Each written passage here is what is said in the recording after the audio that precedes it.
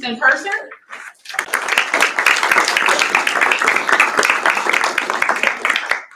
Miriam Kitchen.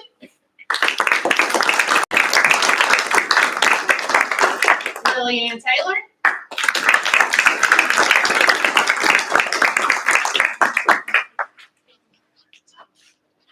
Dylan Trejo.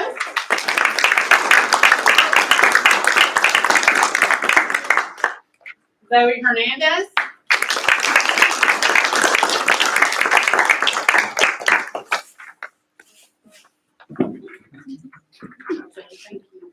Mason Bailey.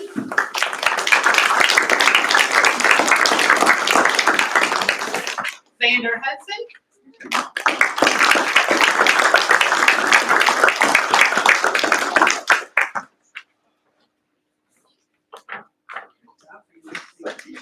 Mariana Thomas. Maya Martin. Maya Vogel, Kevin Miller, and Caitlin Folman are the rest of our team.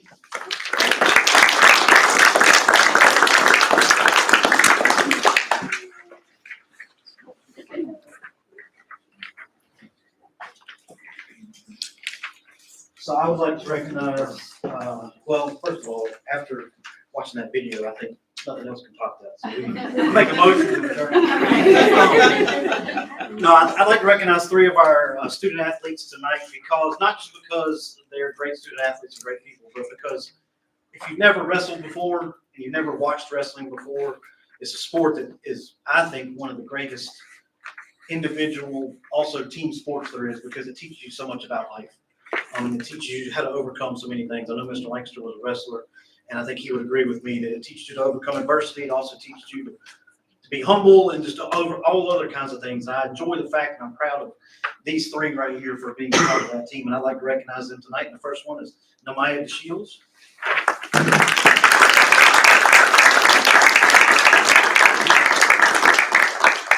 Also the fact that every single one of these could pin me easily. Amari Slaughter.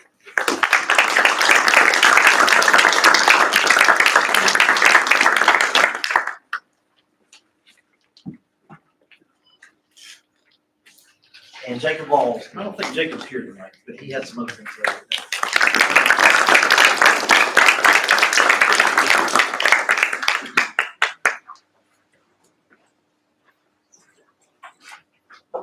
I will echo what Mr. Hammond said. That's a hard group to follow, but when I have my chorus guy come up and sing to you guys.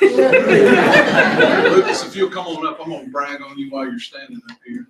Okay? Are you ready to sing?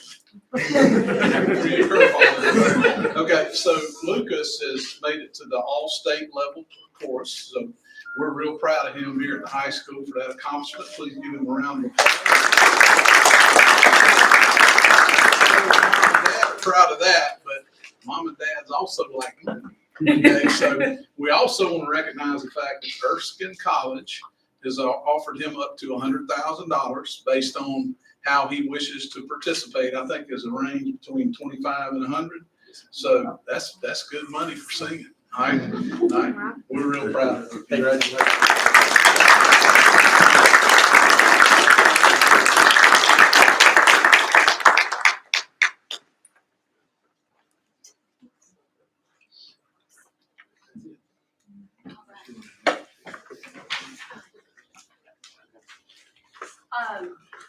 Congratulations to all of the families and the students, especially you elementary kids. The courage and bravery to get out there in front of the camera is pretty awesome. I hope you guys keep that with you for the rest of your lives. For our wrestlers, that's pretty impressive. Your talents that you're starting out in middle school, I can only imagine how that will take you through the rest of your high school career.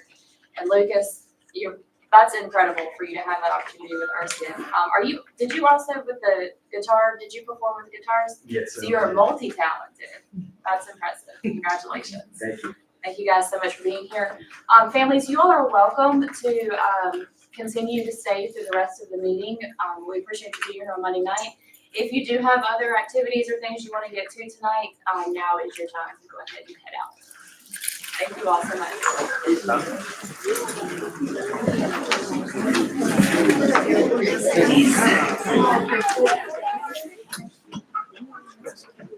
Good job.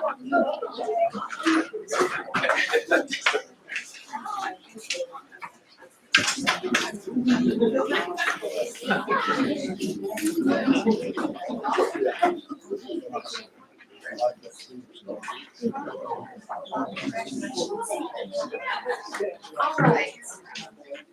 First on our agenda.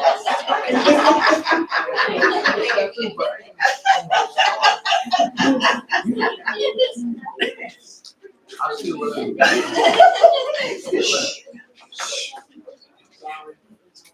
Thank you all. First on our agenda is approval of the minutes from December 4th, 2023 board meeting. Those were sent for approval. There's a copy here if anybody needs them. Any remarks regarding the minutes? I do have one. With Jack having resigned his position on the board in December, he did not vote on anything. So, all of the votes would be 7-0-1 with, Amanda being the absent as the one. Is that correct? Yeah, if you were noted in absences, then yeah, because you had 7 people. that- Yes. Yeah.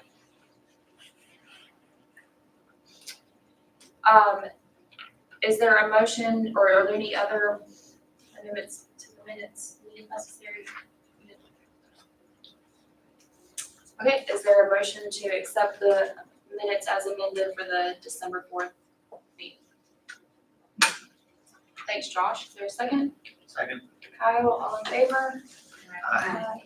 Any opposed? Motion carries. I forgot to approve the agenda to start with. So we will take a step back. Is there a motion to approve the agenda? So Kyle, thank you. Is there a second? Second. Debbie, thank you. All in favor? Aye. Any opposed? Great. Okay. Our November, December financial report. David.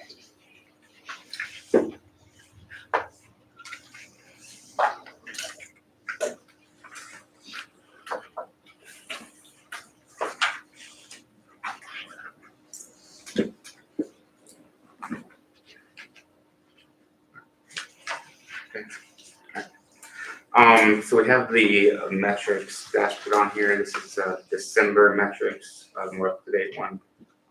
So again, your days cash on hand, which is great on just 3 days, well above the 2-month benchmark. That enrollment figure is that 45-day count number of 1264, which is below the budgeted of 1280 from the original budget. We do show, the original budget is $440,000 to the positive.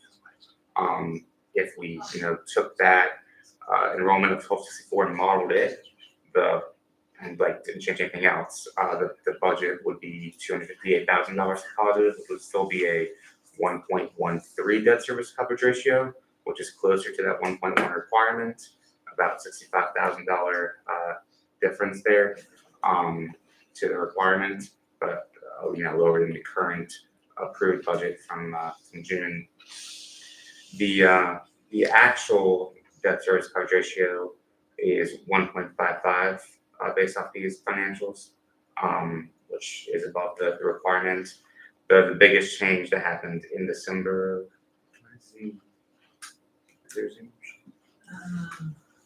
Yeah, there's. All right. Is the fact that we have this the debt service line, which is in the other objects category. We see it's at 36% remaining, which again was at 0% through November. That's where $750,000 or so came out of the restricted U.S. bank accounts and went to pay the debt service for the bond. And that's only 36% because in June, the other half of that interest as well as the principal, which is roughly $500,000. So the combination to about $1.1 million will be coming out in the month of June, which is where the large majority of the remaining balance of that line will go. The other lines, as we see, the revenues 50% remaining, and then the salaries, benefits, and most other ones are around there as well. Through 6 months, 50% is kind of where you want to be. Of course, the supplies is not as front loaded in the fall, which is what we typically see. So again, on this sheet, we'll see that the current period, the year to date, is $401,000 to positive, compared to the budgeted $440,000 from the original budget. The only other note I would kind of suggest is just that in the next month or two is kind of the pre-planning budgeting phase starting to get underway for fiscal year 25, which starts July 1st. And typically we see a budget draft in April, sometimes as early as March. So the next month or so is kind of when that really starts going. Any questions on any of that or anything else to dive into further?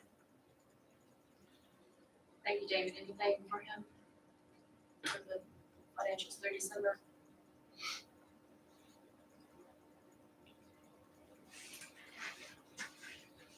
All right, thanks, David. I've been on the road since 11, so my Australian Shepherd is kind of mad at me. So I'm gonna go let her out. Thanks for being here. Yeah.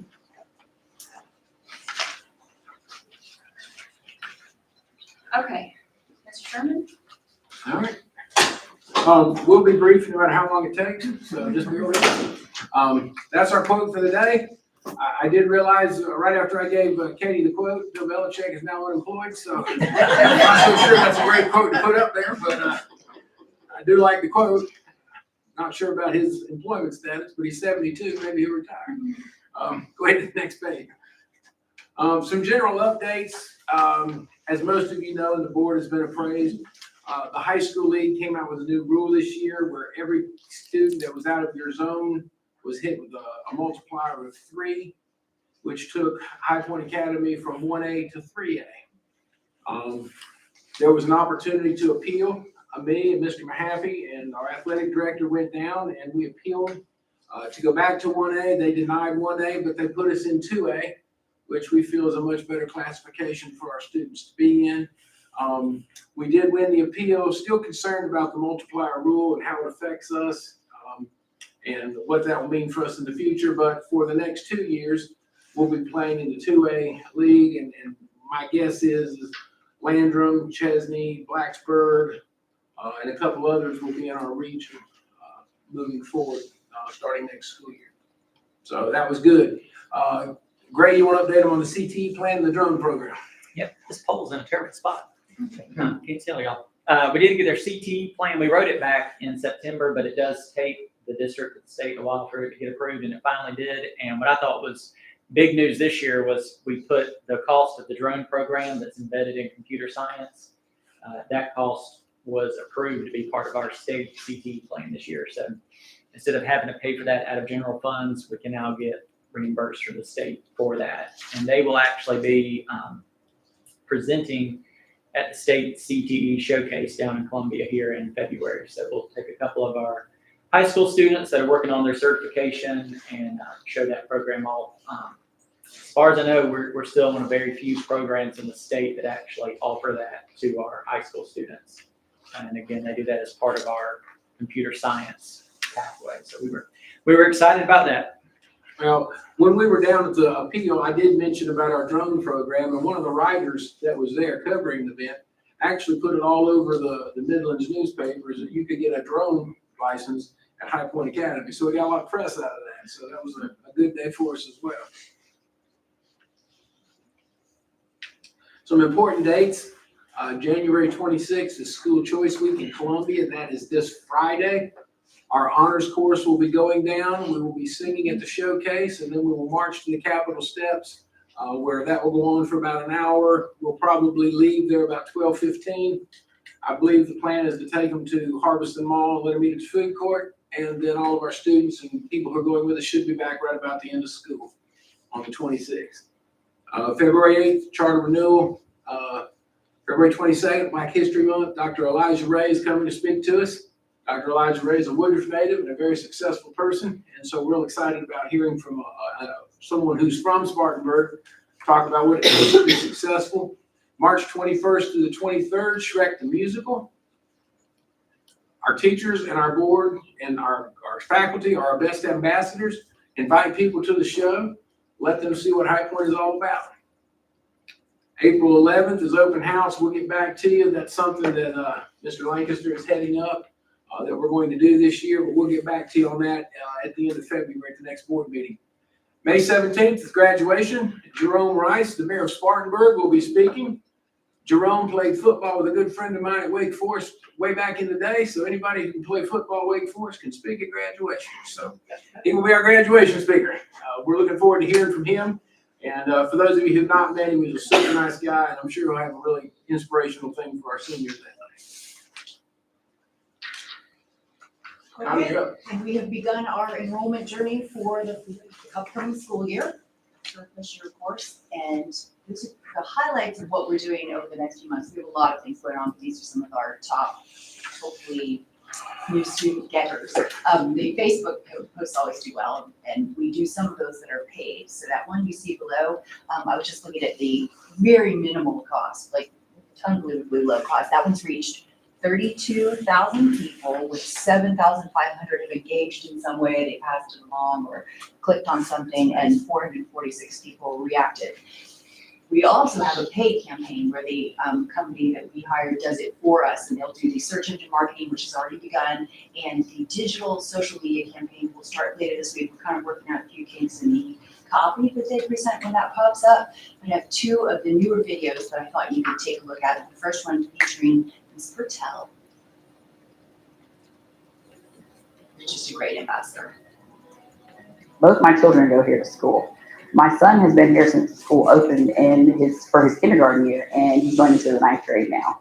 My daughter has been here since kindergarten, and she's going into the 7th grade. So if I didn't trust this school to have that kind of atmosphere, I wouldn't have had my kids here that long. This is just a quick one. You have 15 or 30 seconds where people can watch and, take some kind of action. There'll be a call to action which they can click on and go to apply for High Point. And then Bubbles, Adam Rhodes, Deputy Rhodes' daughter, is in one of the student videos. My favorite thing about High Point is reading books and drawing. I get so excited when I come to school.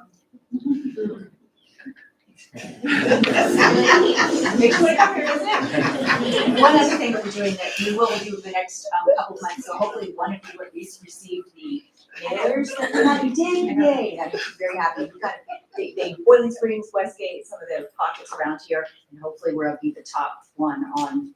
Not everybody reads, but even if you get one, these are really a minimal cost too, so you'll see those over the next few months in mailboxes. That's our main initiatives. As you can well tell, it's lottery time is open, and we are getting our message out the best we can through multiple sources. But once again, the best source are the people who work here and the parents of our students. Those are our best sources. Those are the ones that generally people come when they talk to someone they know. So those are our best resources. So thank you. Shelley, I believe you're up. Okay. All right, so I just wanted to give you a very brief academic update based on our math scores. And what you're looking at over the next few slides, I'm not going to read it all to you, but you can just kind of look and get the big picture. What you're looking at is the percentage of our students that are at or above the national norm. So this is a comparison to how the students compare to the national norm in the fall and how they're progressing in the winter. And, of course, we want this to be steadily improving. There's some bumps along the way, but the big tell will be at the end of the year when they take it for the third time to hopefully show growth over the course of the year. So you can see, for the most part, we have steady increments, so it won't be big jumps from fall to winter. But a steady climb is what you typically see there as we compare to the national norms. So that's for elementary math. And then the next one is, oh wait, I think we missed one. We had ELA and Okay. first was ELA, I think. We're actually missing the reading one, but it's very comparable. I could just tell you from memory, it's very comparable to what you're seeing with math here as well. But similar. Okay, so then middle school, this is middle school reading, and 6th, 7th, 8th grade, their fall to winter. And then hopefully we have math as well. Then there's middle school math. And then the last slide is a little different because this is the high school end of course testing. And so what you're looking at 2023 is how the whole year ended up last year. So in English, US history, biology, and algebra, 2023, you see that those are the passage rates. And I always want to remind you that in the state of South Carolina, to pass the EOC, it has to be a C or better. Not a D or better, but a C or better. So that's the percentage of our students, the end of the year totals last year with a C or better. And then this is where we are after the students in those courses took the fall EOC. And you can see one thing that I really want to point out, and for those of you that have been on the board for a while, you know a discussion that we've had about algebra and how that has been a struggle for our high school students. Mr. Mahaffey, what was it? So The my very first semester you were here? my first year here, the high school was sitting at 8%. 8. So right now, we're at 55% without the 8th graders. So we have an 8th grade honors class that usually really helps raise that bar. So if we're able to continue and hold that spot and then add those 8th graders in, it should look really good. But That's we were tremendous sitting at growth. 8% at this time, my first year. So it's tremendous growth in the algebra. Also, program. US history, we've had a very small number of kids take the US history. And we have a larger number in the spring to take it. And that includes an honors class and also the dual enrolled kids that we have that are in the Spartanburg Community College US history class. Yes, so the 29% that you see for the US history is reflective, if I remember correctly, of one class of 15 students. So the majority of the students will be taken in the spring, and we do expect that number to go up. I got 2 questions. Is the 2023, is that the fall and spring combined? Okay. And then these numbers, the end of course, is this just those that pass the exam or those that pass the whole course? No, the end of course exam, that is Just the the state exam. mandated test. So potentially they still pass the class Oh, yeah. in general, but maybe not the. The EOC by law has to count as 20% of their final grade. So it is possible to fail the exam and still pass the class. Right. I just want to point out, we feel like our biology and our algebra scores will hold or possibly get a little bit better. We feel like our English scores will hold. If our US history grows like we think it will, we may have the best scores in Spartanburg County on EOC this year, which is quite an accomplishment from where we started a few years ago. So this is a lot to be proud of, but it's January. We're not proud of nothing right now. We're going to work every day, and we got a long way to go. But we feel like our scores are going to be considerably better this year. And we're just, and this is our teachers. They are really working hard. They bought in. They're doing everything they can to help the students. And we're seeing growth in a lot of areas. And across the board, I would say English, ELA, we are a leader in Spartanburg. Every year. Every year. Every year. We continue to top In of the the state. state. Yeah, so, and that's because we've had a solid English program here for many years, from kindergarten all the way through All the way up. 10th grade. They don't come to us in the 10th grade and all of a sudden get smart. This is years of planning and preparation that they go through that prepares them for the test, which is why our scores are so high. And we hope that all these other scores will match that in the very near future. We also have an EOC department with a department head, Miss White, our English teacher.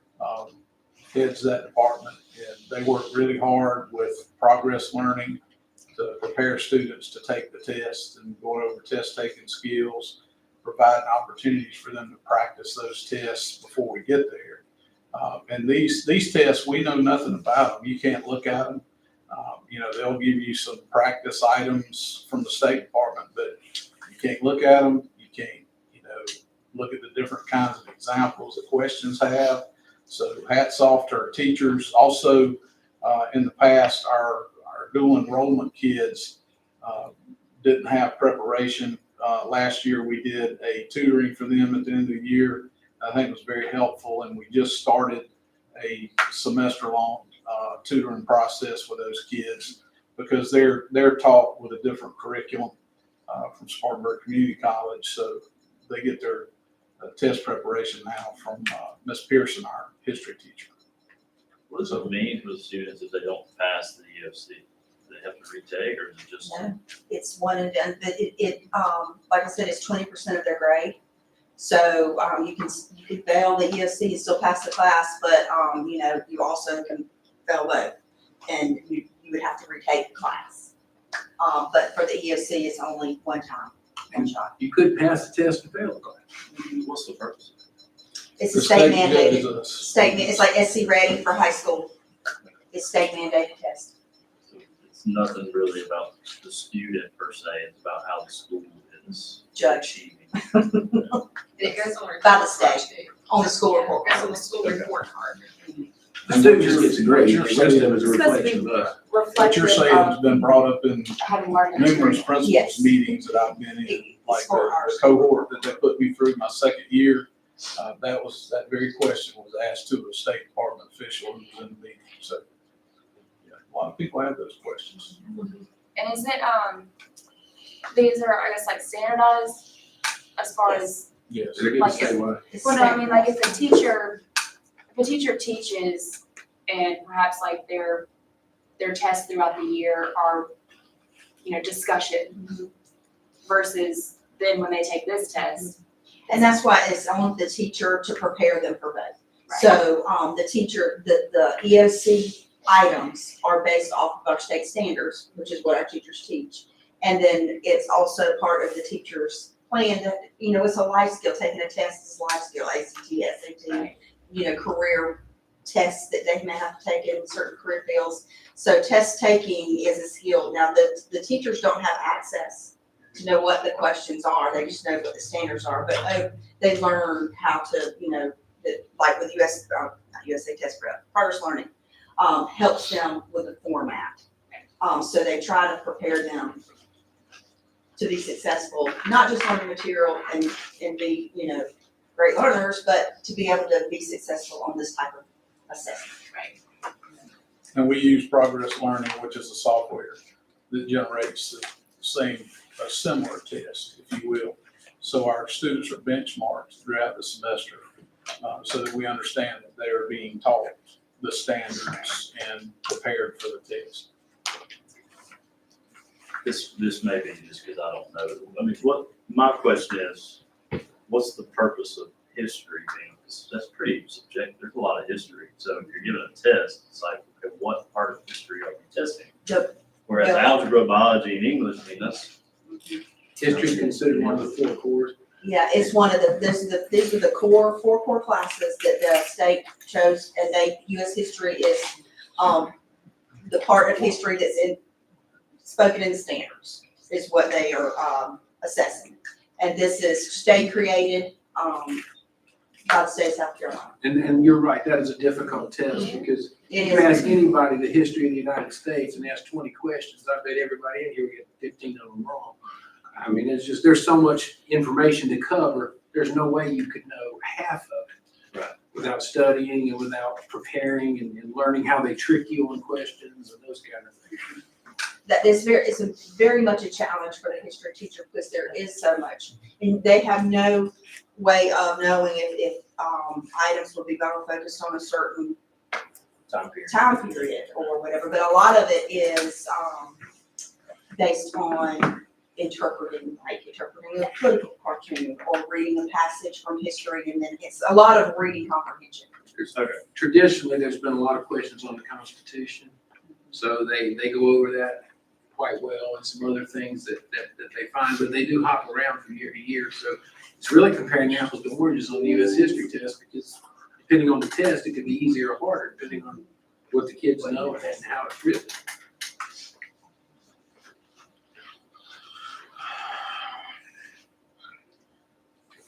Anything else? That's all. That concludes our report. Thank you, thank you all. Is there any questions for anything that was been shared this evening? We have Rachel. No, Mr. Sherman. All right, thank you, guys.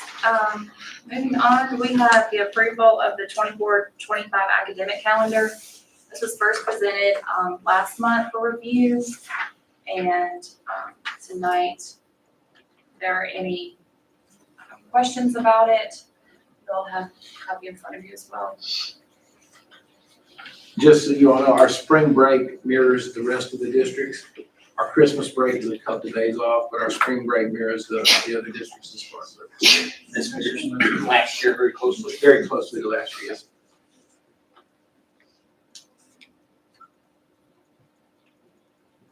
All right, do we have a motion to approve the 24-25 academic calendar? So moved. Thank you, Debbie. Is there a second? Second. Josh, thank you. All in favor? Aye. Any opposed? Motion carries. Great, so you guys can get that out there. We'll post it tomorrow. Wonderful. All right, before we head into executive session, now is the time for public comments. Tika, is there any? Yes, it is. Looks like we have one request for public comment. There's someone here. Okay. Let me read this real quick. The official meeting of the board is by law a public meeting, and the board values citizen input. However, in order to protect the integrity of the agenda, public dialogue will be restricted to the public comment section of the agenda or as directed by the board chair. If you would like to address the board, please check the appropriate box below. Each speaker has 3 minutes. Speakers may not ask questions of board members. Board members may not engage speakers in discussion. Disruptive behavior by any person in attendance of the meeting is not permitted. Personal attacks aimed at students or staff are not permitted. Scurrilous, obscene, or recklessly defamatory language aimed at any board member is not permitted. Welcome, you guys. You want me to talk about that there? Anywhere you feel comfortable is fine. I am going to, just for following the procedure here, put a timer of 3 minutes. And we appreciate you being here. Thank you. Hey, my name is Roman Lubar. I have a 8th grader that's here as a student, and I'm going to be addressing an issue that we kind of ran into.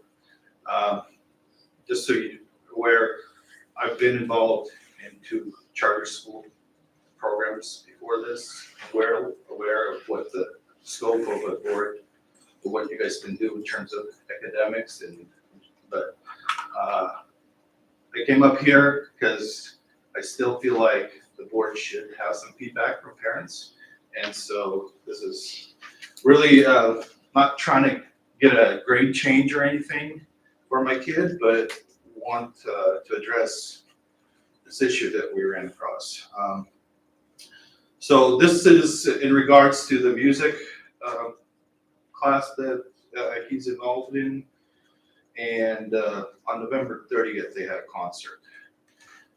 Attendance of this concert was a major grade for the students. And my child didn't make that concert. So he's doing real good in the class. He was upper 90% or percent that was his grade. Ahead in terms of the teacher saying he's ahead of the program. He was doing wrestling as well, so every day till 5. And outside of that, he's also got guitar that he's studying outside of school. And he was also studying the language outside of school. So he's got a lot of stuff on his plate. Anyway, after wrestling practice, which ended at 5, he did not make the 6 o'clock concert. Lost a grade. His grade went down to 70, whatever. Personal tragedy for him, but you know he'll survive.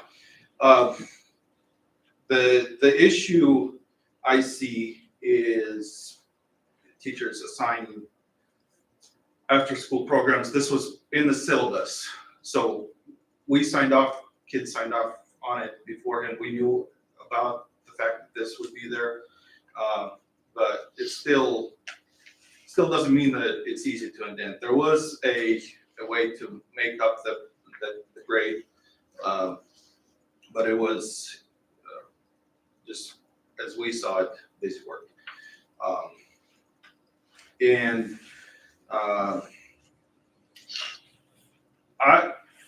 What's a good solution to something like that? If we are assigning, I'll end here quickly. If we are assigning outside of school times, let's have, you know, maybe his guitar lessons that he's taking could have been something that could be substituted, or some other outside concert music program could have been the thing to solve. Also, not assigning big major grades to outside school time programs. That's my idea.